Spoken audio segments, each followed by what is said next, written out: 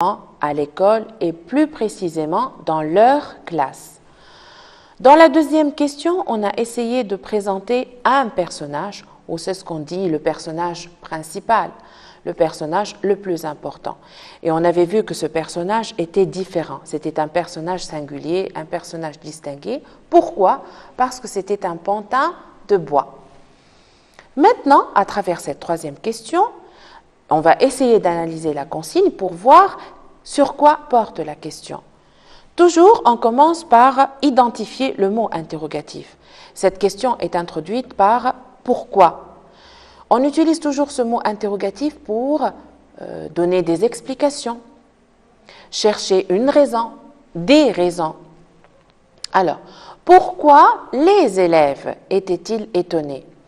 Donc, on a mis en scène des élèves étonnés. Voilà l'état des camarades de classe de Pinocchio.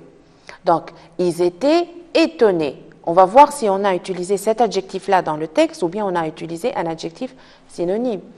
Donc, pourquoi les élèves étaient étonnés? On cherche à trouver une explication, à trouver la raison pour laquelle les enfants étaient étonnés. On revient maintenant au texte, on relit le texte pour relever des expressions qui nous permettent de répondre à la question. On lit « Le lendemain, Pinocchio le pantin de bois alla à l'école communale. Représentez-vous l'ébahissement de ces fripons d'enfants lorsqu'ils virent entrer dans leur classe une marionnette.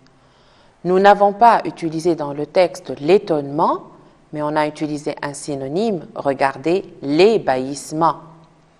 Alors, pourquoi les enfants étaient étonnés? Regardez bien ce qu'ils ont écrit, lorsqu'ils virent entrer dans leur classe une marionnette.